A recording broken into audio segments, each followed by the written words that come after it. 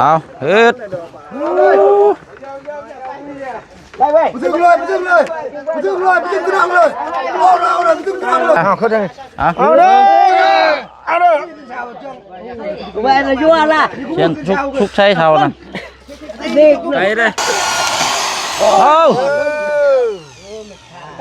อย่าแต่วิทย์วึ่งกันเนอะเด้ไม่บังคับมันไปหักช้ำบาทนี่เอาไหม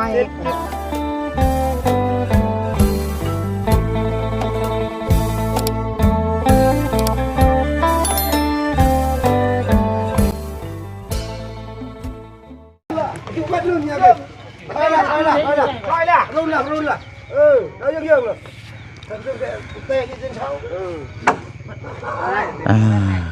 พี่น้องเนาะเริ่มแล้วพี่น้องเป็นเวลา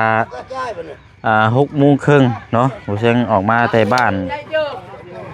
6 โมงถือว่าตื่นเช้า2 มื้อแล้วมื้อนี้กับพี่น้องเนาะเอาทางสร้างเนาะแต่ทางไหนก็มีแต่สร้างพี่น้องโอ้ยเอามื้อนี้ก็มาซอยน้ำกันอีกตกใจเนาะเคลื่อนยกใจไปแล้วพี่น้อยเนาะชี้เอาเดี๋ยวตกใจก่อน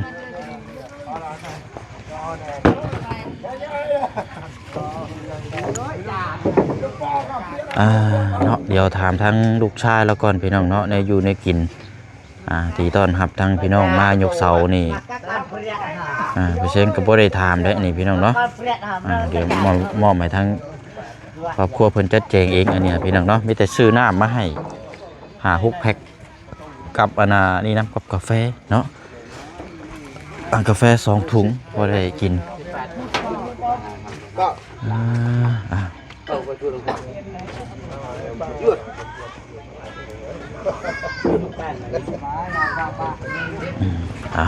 กำลังเลิกนะพี่น้องเนาะเบิ่งน้ำกันยาวๆพี่น้องเอ้ย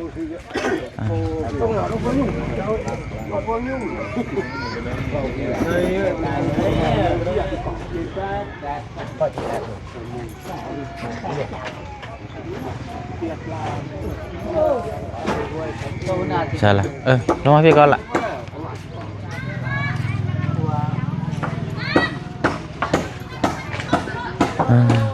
สบายดีเนาะเอาอะไรพี่น้องเนาะค่ะถือว่ามื้อนี้ก็เป็นมื้อดีมื้องามมื้ออีกมื้อนึงเนาะเป็นอีกเคสนึงคันสิว่ากับพี่น้องเนาะอยู่บ้านเก่งหลวงในขึ้นกับเมืองเสปูนแขวงสวรรณเขตมันสิมี3เก่งรวมมันบ่ล่ะอยู่นอกพุ่น2เนาะอยู่ในพี่นี้เป็น4เด้อบ่ป้าเจ้าพี่น้องเป็น4เด้อเอาการหันแล้วพี่น้องเนาะก็ถือว่าได้โยกย้ายเคลื่อนกำลังเตรียมสิยกได้บัดนี้พี่น้องเนาะเนาะก็สบายดีพี่น้องแล้วก็สวัสดีน้ำกันอีกรอบนึงครับพี่น้องเนาะน้ำกันพุทธภูสุคนอันว่าในอยู่ในกินได้สาเหตุยังให้เพิ่นนั่นล่ะว่าไอ้บริซื้อใหม่บ่ได้นั่นได้เพราะว่าทางบอดี้บ่ได้จัดแจง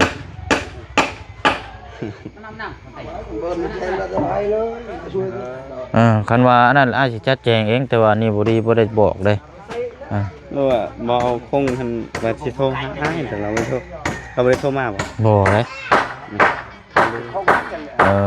แสดงว่าตอนนี้นี่มีโอ้ยเข้าได้เท่านึงหรือบ่1แล้วเข้า1แล้วเฮ็ดนี่ได้ซะนี่พี่น้องมีแต่ว่าอะไรให้เพิ่นยกเลยพี่น้องเดี๋ยวเบิ่งก่อนหน้าสิขนาดก็สิโทรหาทางอยู่ห้านบ้านดงก่อนซั่นเด้อเพราะว่าเรื่องได้อยู่ได้กินนี่ถ้าให้บ่ได้บอกเจ้าก็ต้องพากันจัดแจงเองนะกับนึงว่าเบาคงว่าสิโทรหาอ้ายเมื่อวานนี่เราบอกน้องนะเพราะว่านึงมานี่มันกับข้าวกับน้ำนี่ก็บ่ได้ถามเพราะว่าทั้งทุกเจ้าก็น่าจะเฮ็ดน่าจะมีนะกับนึงมานี่อ้ายก็บ่ได้แม่นแบบเจ้าภาพหลักๆเด้อคนสิซอยแบบอันสะพานบุญหลักๆเลยก็แม่นทั้งบอดี้เนาะแต่ว่าบอดี้บ่ได้มานะก็เลยอันนี้เอาสามีแต่ว่าหันแล้วพี่น้อยอันเนาะจะกี่ทันบ่ทันแล้วบัดนี้ในอยู่ในกินกะหัวเจ้าก็บ่โทรหาได้เนาะบอกคงว่าสิโทรหาอ้ายเมื่อวานนี่เราบอกน้อง แต่ว่าสิโทรหาอ้ายแล้วเบอร์เฮาเบอร์น้องล่ะเราเอาแล้วแต่ว่าโทรหาอ้ายแล้วสิโทรบ่มาบอกน้องระหว่างเราลืมแล้วบ่จ๊ะ บ่ได้โทรมีแต่ว่าจังว่ากันซะพี่น้องเนาะเดี๋ยวยกย่อก่อน โดย เพราะว่านั่นก็อยากช้าในได้ โดย มันอยากช้าในได้คันว่าไผฟ้าวก็ให้เขาเจ้าเมื่อก่อนเนาะการกินกันอยู่แต่ว่าข้าวเจ้าหนึ่งแล้วเนาะมีแต่ว่าไปย่อน้ำเบิ่งกับเจ้าก่อนแหละน้ำมันอยู่หลังรถหน้าซื้อน้ำมาอยู่กินนี่5 6 7 แพ็คเนาะไปว้ายเนาะพี่น้อย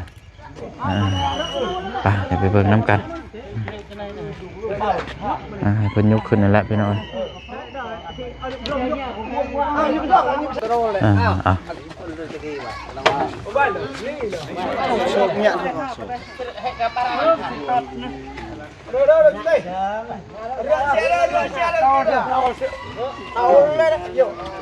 โอ้เบิ่งเด้อไปโอ้ยคือดีดใส่กันนั่นล่ะบัดนี้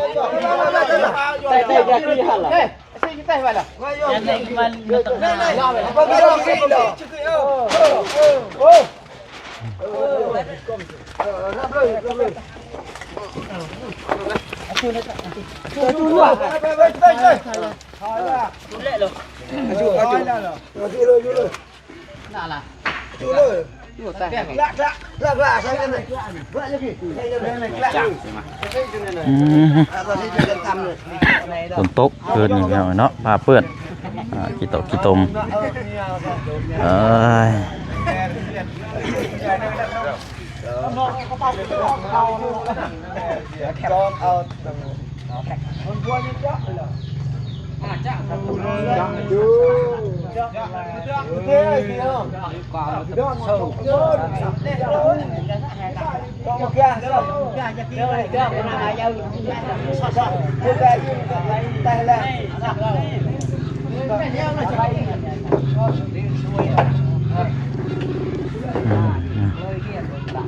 นั่งตกใจนะพี่น้องที่นี่ก็สั่งกับข้าวทางอารมณ์ดีเขาเพราะว่าบ่ได้ทำหูก่อนหน้าเลยมูเนี่ยโอ้เนาะเบิ่งแล้วพี่น้องสิใช่นี่จังน้อยเอาเฮ็ดไปถึงเลยกระดังเลยเอาเลยไปถึงกระดังเลยไปถึงเลยก็อยู่มัน2 เสาอยู่พี่น้องเนาะชาเลยใส่2 เสาอยู่ชาเลย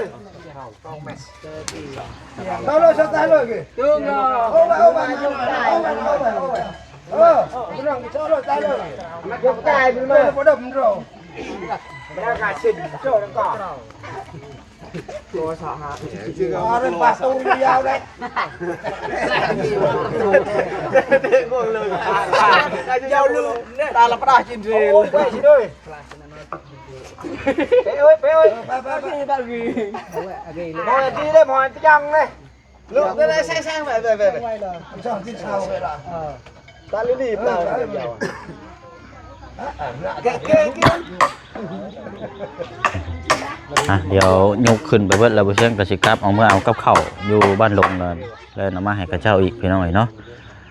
ให้เพิ่นถ่าอยู่ละเดี๋ยวนางกินกาแฟถ่าก่อนน้องไปเอานั่นไปใส่ไปเอาน้ำไป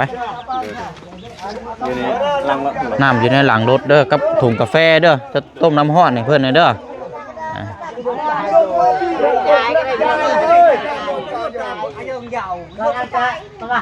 Selai pokok itu dong, selai kom cai.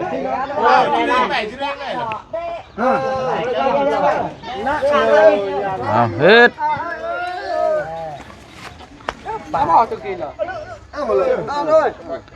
Thôi về hôn đi, nhúc cái hôn. Và lung đùm điện nữa nâng. Thì tôm phải không nó, quên này chắc rồi.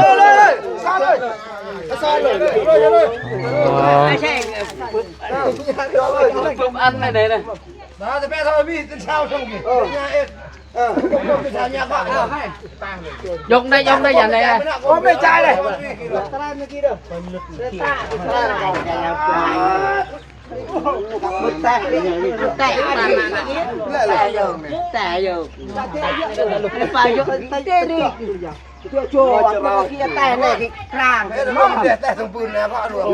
ไปเอานั่นก็ได้ไปเอาไม้เส้นมาตอกไปตอกคาบลุงฮะจังงุกง่าย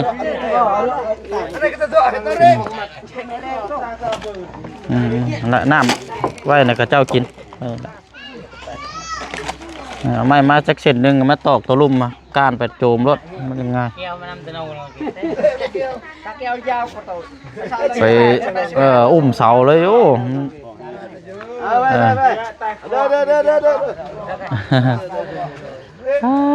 เนาะเอา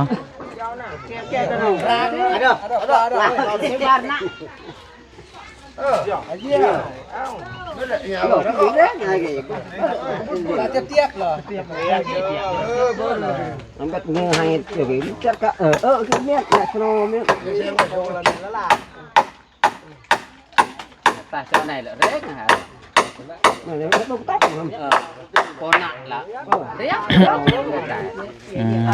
าละไว้กินเนาะมันร้ายแต่เนี่ยไปต้มน้ำนั่นแหละเด้อต้มน้ำเดียวให้ถ้างั้นเพิ่นเนี่ยพาก็กินกาแฟก่อนเนาะเพราะรอกับข้าวนี่ได้เพราะว่าบ่ได้เฮ็ด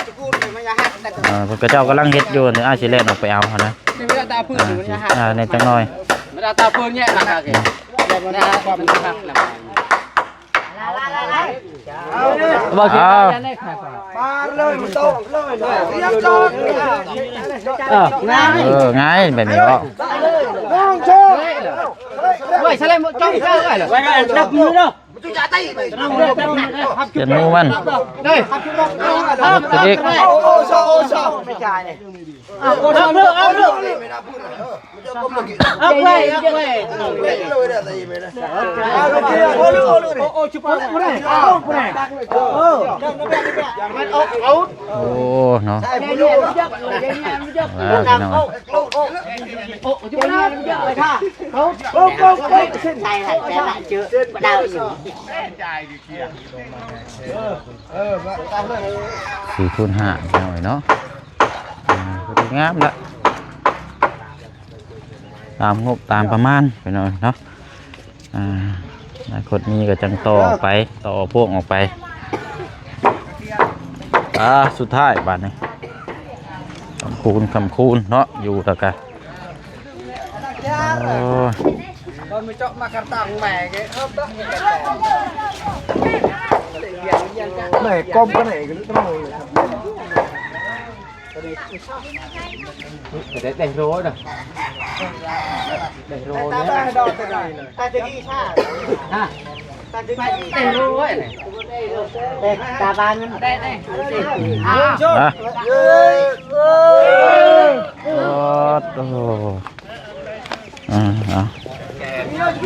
พี่ไม่ได้เราเปล่าก็ได้เราเปล่าใกล้ไว้บางกี่อย่างกี่เฮ้ยงานเด็กกันเอาเบี้ยเอาหน้ารัดไปประมาณ20 กว่าคนเนาะ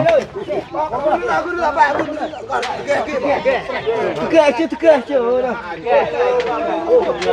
ก็จะไม่กล้าเองแกเอาสิเด้เฮ้ยเฮ้ยได้ยังไงซะ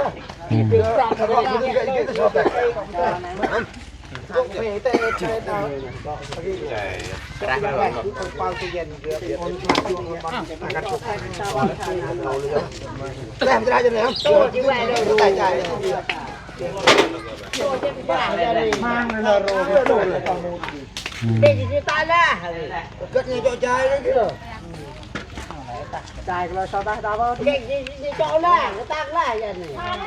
Càng hơn chứ mình dùng qua. Đó ta bút ra xong rồi nó ăn ra nó mua bút gì sao đây. Làm một cái tu mang rô đó. Cái trà đó mình phải. Cái này luôn này thì không còn. Vậy. Cái này ơi. Chết.เอาเนาะสุดท้ายสุดบานนี้เฮ็ดเอาเด้อเอาเบิ่งน้ำกัน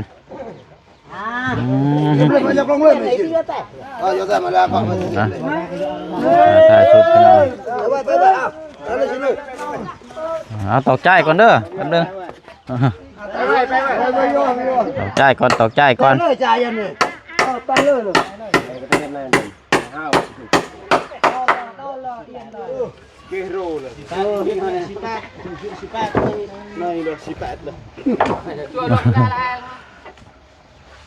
นั่งหากับเมียในดาวมูกับดวงมองอันนี้ก็ไปต่อ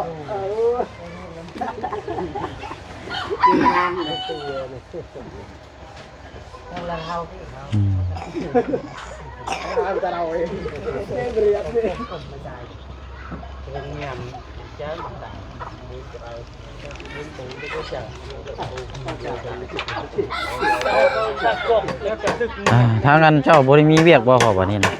เบิดเวียกแล้วบ่ฟังเบิ่งอีกเนาะตั้งเถื่อมีมาเพิ่มทีมงานอันนี้โอ้โดยเอาเฮ็ดเพิ่งเด้อดึงจ่ายนำ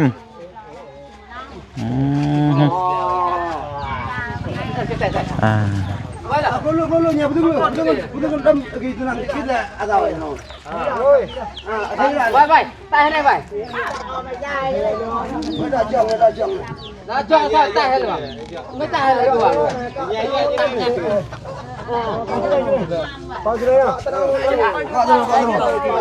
Dòng đây, phơi phình. Thế vậy. บ่ตอกตอนนั้นใส่อีก Chỉ to cái này, mình nhang này này. Nhang cái chài. เอาไปเอาไม้มาจะเป็นมาตอกก่อน Vai. เดี๋ยวแป๊บนึง Tay vai lo, yên là cọ lo. ตอกก่อน สบาย Tay cái này vai.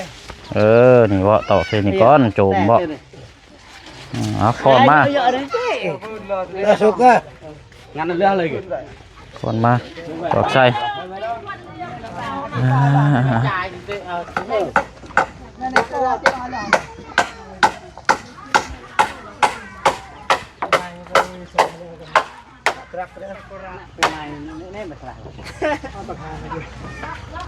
คลิปเลย Đâm tiếp nè.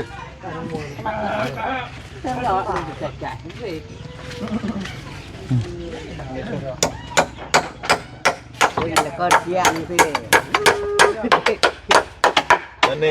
Ini. cái ta thảo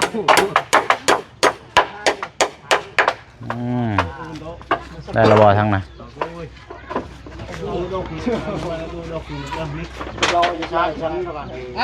โอเคเอาไป Alo. mày trai đây. Phun hả đâu? Mày trai đâu? Tay đâu? เฮ้ยทั้งนั้นบัดบ่โจม Đây, bên con chú đây mày. Mày cột đi à? Sao phun mà? Đâu? Phun mà. Vô số nhiên là con tẩy. Alo đâu? Hai nơi. Nơi. Lấy mày. Đó đâu? Gà vậy à? เอาขึ้นทางนี้ก่อนก็ได้เอา Không đây. เอา Alo đâu? Vậy là vua là. เชียนชุกใช้เท่านะ Đi. เอายกกระเด็กต้อง Ada. จ่ายเด้อ Tao đang mà. ใช้มันคือบ่ลงเจาะ Lông cái đó mà. Nhưng màมันmuốn. Tắt lek lên. หูสั่นโพดบ่โอ้ยเจาะจนมันฮอดพี่เป็นหยัง Mà một kin. Đâu liền hàng. Xem luôn đây. Cái này cá tao bồn khả. Quay thế khả. Thế à có tên khát tên ai. Ai? Khát thì kết tả. Bóc cái chưa bạn ăn rồi cái khả gì. นะเบิ่งเด้อมือได้ Bà này cả cái chỗ đó. นะเบิ่งก่อนนี่ได้เนาะผิดพลาดหยังเกิดขึ้น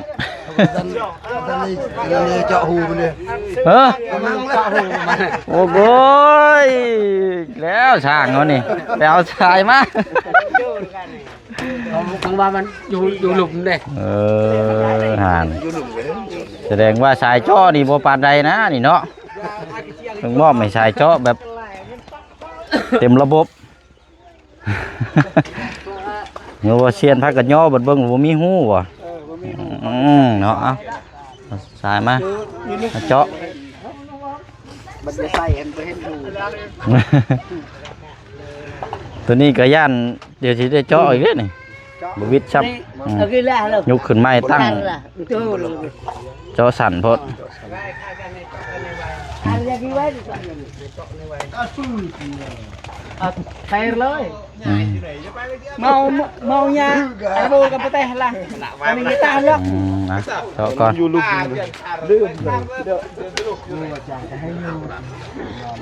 cái này là khăn lại xin đi sụp quay tê xong rồi ba hào ba เดี๋ยวเสียบอยู่บ่ปัก rau quay lại ได้อีกดอก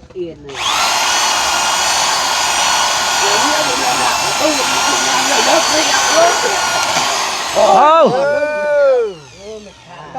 nhà ta viết ở vương rồi nữa đấy mày bạc hạt mặt ตายหักซ้ำบาดนี่ เอาไม้เจาะหูไม้ตัวนั้นคือข้างนั่น จักตีน thế chạ tao may ăn มันต่ำกับตัวนั้นกี่เนาะมันกระแทกใส่กับเสาหักเลย chắc cái này hả ta nó lẹ ta là yên หลอกสว่านขาดซ้ำบาดนี่ hai giờ lẹ บ่ ta มีครีมบ่มาครีมมาดึงเอา hai chú bơ chứ bà tao ngồi ครีมแล้วมาดึงมีบ่เอาครีมน็อตหยังทำมาจับหมอ kim là kim nó đừng không kim nó off หักเลยเนาะขาดเลยคือพลอยแท้นี่เนาะ mày bé chim nè โอ้ tay off đây มันบางเนาะ nè có tiền rồi nó bây giờ đi đến phương hằng căn này cái tạo mẹ mau cho tí xin mà đã ra con cho tí chưa vợ với tôi อืมเนาะ ta lúc nó tì dao ตัวใหญ่เลยบัดนี้เห็นอยู่บ่ dắt em sẹt hết là sao bàn cái mùi là ขาดเลยเนาะเอาไปเบิ่งเอาจังเจาะตะลุมนั่นอีกยกขึ้นเนาะ cái chai kìa พี่มาจับพี่ก่อนคนนึง con cái chai kìa มาเบิ่งเด้อ đây เฮ้ยปักไฟ sẹt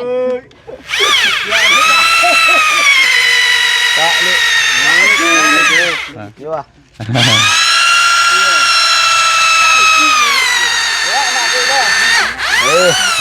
ได้แล้วฮะตั้งเลยบัดนี้ เลยใช่นี่แหละไอ้เยอะพี่เยอะ อยู่อีกนิดนึง อ้าว เอ้ เอาเยอะเด่น เอาดึงใจไปพุ่นอีกแน่มันคือเอียงมาที่แท้มันบ่ล่มบ่ cô lo chú này chú bao này ăn đập nghe đó ở đâu vậy kìa giờ giờ giờ sao vậy giờ đây con tì tạo cho con tì มึงเด้อตอกหาแนวตอกไหมพอเด้อมันล่มเลย นี่con tì là đây cái tay อ๋อลงแล้วทางนี้เนาะอ๋อโอเคได้ละมีแต่หาแนวได้ตอกไว้เนาะอ่ะเรียบร้อยเดี๋ยวแต่ประกอบข้อ2 บาทนี่เอากินกาแฟก่อนเด้อเฮาเด้อทั้งได้แล้วว่าน้ำต้มนะเอากินกาแฟก่อนก็ได้กินน้ำกินน้ำก่อน cam phê chụp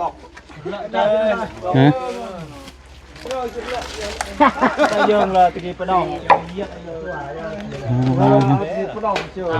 ได้แล้วหรือว่าครบแล้วพี่น้อง ở ta pang có đấy ให้เพิ่นอันน่ะเบิ่งนี่แหละเนาะรอบๆก่อนตั้งกันไปแล้วก็จังเซียนให้สร้างเพิ่นค่อยเซียนเอาแล้วก็นี่แหละพื้นที่เรานี่แม่นบ่เลยนี่พี่น้องย่างไปพุ่นละหม่องห้องน้ำอันนั้นพุ่น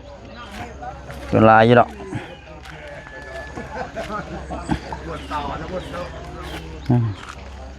ดูเป็นอีกมุมหนึงทางนี้ก็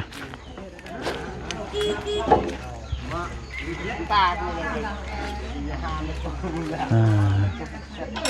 อเคแล้วนี่ครับพี่น้อยเนาะ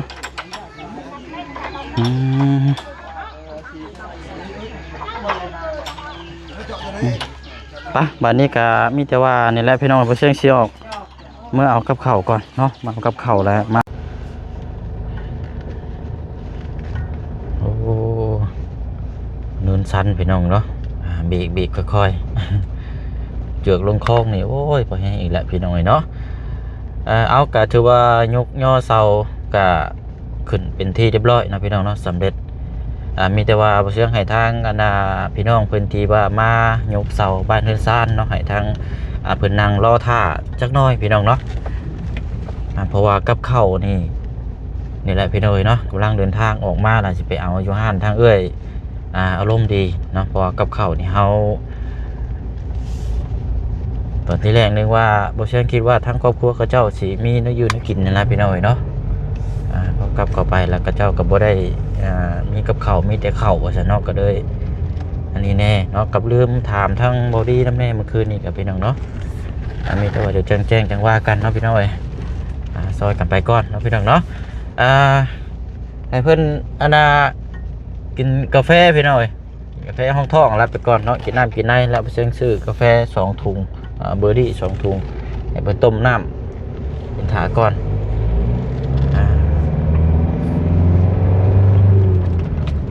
นี่ก็เดี๋ยวเราก็ติดตามเบิ่งน้ำกันยาวๆแล้วพี่น้องเนาะหลังจากยกย่อขึ้นแล้วก็เบิ่งความสวยความงามความสำเร็จน้ำกันเนาะถือว่าเป็นอีกเคสหนึ่งโอ้เอาเนาะเดี๋ยวนี่แหละพี่น้องกำลังเดินทางออกรับกับเขาแต่ว่าบ่เชื่อให้ทางลูกชายเราพี่น้องเนาะน้องอย่างนี้ดื่มซื้อเราแหละพี่น้อย ให้น้องเพิ่นกับหมู่แล้วออกมาเอาเนาะพอเสียงยันบ่ได้กลับเข้าไปอีกนะพี่น้อยมันก็มีแต่ช่วงประมาณช่วงเที่ยงหรือช่วงบ่ายเนาะคันว่าได้เข้าไปกันมีแต่ว่าให้น้องเพิ่นออกมารับเอาแล้วมันสิไวกว่านะพี่น้องเจ้าขี่รถจักรน้องตาเพิ่นออกไปข้างหน้าเลยพี่น้องเนาะกับเข้าก็แล้วเรียบร้อยแล้วทั้งเอ้ยเพิ่นแชทโทรมาบอกเลยกินนี่คือฟ้าคือฝนเมื่อคืนนี้ก็ฟ้าฝนตกไปหน่อยถนนทางกับปีกเปลี่ยนในจังหน่อยนะพี่น้องเนาะเอาเดี๋ยวไปต่อกันอยู่ห้านกับข้าวกับน้ำก่อนพี่น้องเนาะไปเอาก็แล้วจังให้น้องเพื่อนโอ้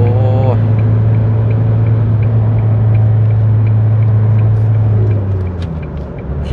ไปนั่นแหละพี่น้องมันจะเป็นทางลูกชายแล้วเนาะไปต่อกันแล้วกันเอาพี่น้องเนาะพอดีว่ามาฮอดรถเขาเจ้าเปิดเพลงพี่น้องห้านเวียดตรงข้ามห้านขายโทรศัพท์เปิดเพลงเวียดแตกต่ำๆพี่น้องเนาะก็เลยให้ทางน้องเพิ่นเอากับข้าวออกเมื่อก่อนแล้วพี่น้องเนาะมีแต่ว่ากับข้าวกับน้ำกับและจะแจงเนาะไปเช่นซื้อ7 ชุดพี่น้องเนาะลาบ7 ชุดพอๆกระจังว่ากันแล้วบัดนี้พี่น้องเนาะแต่ว่าก็น่าจะพออยู่หรอกพี่น้องเนาะเพราะว่าคนกับประมาณ20 ปลายนิดหน่อยเนาะปะอะไรพี่น้องเนาะมีแต่ว่าก็พอละเดี๋ยวจึงเข้าไปเยี่ยมยามอัปเดตเบิ่งน้ำกันบัดนี้พี่น้องเนาะถ้าบ่ได้เข้ามื้อนี้ตอนเที่ยงก็แม่นว่ามื้ออื่นเนาะพี่น้องเนาะติดตามเบิ่งน้ำกันเนาะเพราะว่าเฮาพี่เฮาก็สิไปติดตามเบิ่งเคล็ดของทางน้องป๊อปแน่พี่น้องน้องป๊อปน้องคำดีแล้วก็แม่น้องเอิงเนาะพี่น้องเนาะแล้วก็ทางพลักน้อยนำนี่เยี่ยมยามนำพี่น้องเนาะเฮาก็มีไปหลายหม่องหลายบ่อนแน่นะพี่น้องเนาะเพราะว่า1มากับเคสกำลังเริ่มสร้างเริ่มเวียกงานกำลังเริ่มเฮ็ดจังซี่ก็เป็นเคสที่ผู้ใหญ่มอบหมายมอบงานให้เฮาแล้วเฮาจะบ่ปะละเลยพี่น้องเนาะจะบ่ปะละเลยติดตามเบิ่งตลอดกันสิบ่เนาะเช้าแรงนี่ยังดีพี่น้องเนาะไปอัปเดตตอนเช้าตอนแรงเข้าไปอัปเดตตอนเช้าตอนแรงเข้าไปแบบนี้มันจะเป็นผลดีนะพี่น้องเนาะถ้าว่าเคสใดเคสหนึ่งที่แบบถ้าบ่แม่นเฮารับผิดชอบที่ผู้ใหญ่บ่ได้มอบหมายแค่นั้นนานๆที่เฮาจังสิเข้าไปพี่น้องเนาะอันนี้แต่ว่าผู้ใหญ่มอบหมายเนาะเพิ่นมอบหมายเฮาถือว่าระดับหนึ่งแล้วก็เฮาก็ต้องติดตามอัปเดตอย่างใกล้ชิดในพี่น้องเนาะมันเป็นเวียกงานเฮาพี่น้องเนาะ เอาแล้วเนาะพี่น้องเนาะแต่ว่ายกย่อเสาสำเร็จเป็นที่เรียบร้อยแล้วแต่ติดตามรับชมเบิ่งนํกันอีกต่อไปเนาะลำลาก่อนเด้อบัดนี้พี่น้องเด้อเนาะไปเวกต่ออีกก่อนเนาะไปหาทางพลักน้อยก่อนพี่น้องเนาะเอาบ๊ายบายเด้อพี่น้องเด้อเนาะสบายดีปะดุง FC นำกันเบิดสุขุสุคนเนาะสบายดี